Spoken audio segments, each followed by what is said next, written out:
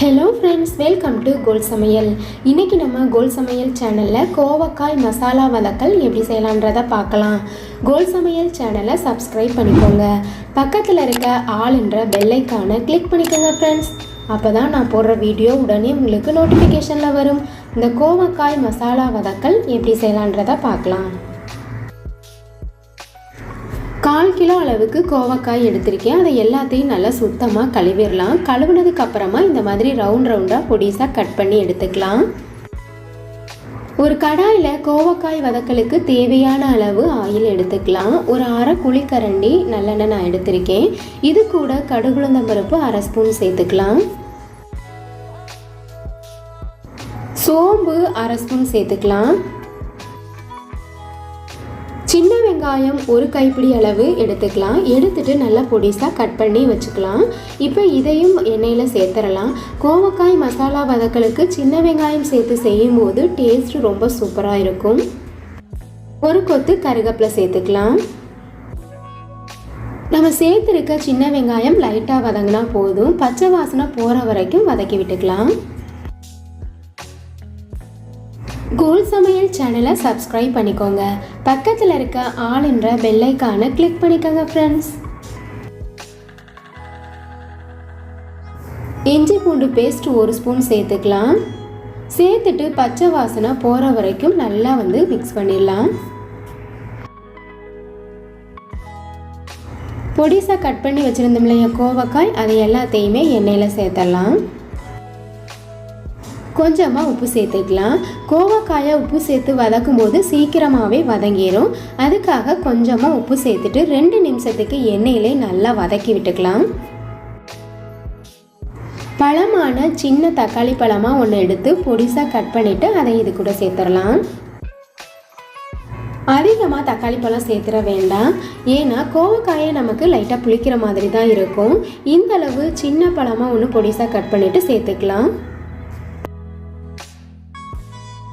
மிளகாய்த்தூள் 1 ஸ்பூன் சேர்த்துக்கலாம். கரம் மசாலா 1/4 ஸ்பூன் சேர்த்துக்கலாம். வீட்டில் அரைச்ச குழம்பு மிளகாய்த்தூள் 1/2 ஸ்பூன் சேர்த்துக்கலாம். கோவக்காய் மசாலா வதக்கலுக்கு வீட்டில் அரைச்ச குழம்பு மிளகாய்த்தூள் வச்சு செய்யும் பொழுது டேஸ்ட்டு ரொம்பவே சூப்பராக இருக்கும். சிம்பிளாக இருந்தாலும் டேஸ்ட் ரொம்ப நல்லாயிருக்கும். ட்ரை பண்ணி பாருங்கள். நம்ம சேர்த்துருக்க மசாலா எல்லாம் 1 நிமிஷத்துக்கு நல்லா வதக்கி விட்டுக்கலாம் எண்ணெயிலேயே. மிளகாய்த்தூள் காரம் உங்களுக்கு எந்தளவு அதிகமாக தேவையோ அதுக்கு தகுந்த மாதிரி சேர்த்துக்கோங்க. கோவக்காய் வேகிறதுக்காக 1/2 டம்ளர் தண்ணி சேர்த்துக்கலாம். உப்பு சரியாக இருக்கான்னு செக் பண்ணிவிட்டு உப்பு பத்தலைன்னா சேர்த்துக்கலாம். மசாலா காயெல்லாம் வேகிறதுக்காக மூடி போட்டு 2 நிமிஷத்துக்கு வேக வச்சிடலாம். மூடியை ஓப்பன் பண்ணி பார்த்துடலாம். தண்ணி ஓரளவு லைட்டாக சுண்டிருச்சு. இப்போ இதையும் நல்லா அடுப்புலேயே வச்சு வதக்கி விட்டுக்கலாம். கோவக்காயை வேக வைக்கும் போது அடுப்பை மீடியம் ஃப்ளேம்லேயே வச்சு வேக வச்சுக்கலாம். கோவக்காயெல்லாம் வெந்துருச்சான்னு செக் பண்ணிக்கலாம். காயெல்லாம் நல்லா வெந்துருச்சு. கோவக்காயில் மசாலா போட்டு இந்த மாதிரி செஞ்சு கொடுத்தீங்கன்னா கோவக்காய் வேணான்னு சொல்கிறவங்க கூட விரும்பி சாப்பிடுவாங்க. டேஸ்ட்டு ரொம்பவே சூப்பராக இருக்கும். சுடு சாதம் சாம்பாருக்கு வச்சு சாப்பிட்றதுக்கு இந்த கோவக்காய் மசாலா வதக்கல் ரொம்ப நல்லாயிருக்கும். கண்டிப்பாக ட்ரை பண்ணி பாருங்கள். ட்ரை பண்ணி பார்த்துட்டு எப்படி இருந்ததுன்ட்டு எனக்கு கமெண்ட் பாக்ஸில் சொல்லுங்கள். லஞ்ச் பாக்ஸுக்கெலாம் இந்த கோவக்காய் மசாலாவை இந்த மாதிரி செஞ்சு கொடுத்து பாருங்கள். சைடிஷே தேவைப்படாது, விரும்பி சாப்பிடுவாங்க. தண்ணியெல்லாம் நல்லா சுண்டிருச்சு பாருங்கள். கோவக்காய் நல்லா வதங்கி மசாலா பதத்துக்கு ரெடி ஆயிருச்சு. கோவக்காய் மசாலா வதக்கல் சூப்பராக ரெடி ஆயிருச்சு பாருங்கள். டேஸ்ட்டும் கறி சாப்பிட்றது போல் இருக்கும் நமக்கு. இதே போல் கோவக்காய் மசாலா வதக்கல் வீட்டில் இருக்கவங்களுக்கு செஞ்சு கொடுங்க. இந்த வீடியோ உங்களுக்கு பிடிச்சிருந்ததுன்னா கோல் சமையல் சேனலை சப்ஸ்கிரைப் பண்ணிக்கோங்க. லைக் பண்ணுங்கள், கமெண்ட் பண்ணுங்கள், ஷேர் பண்ணுங்கள்.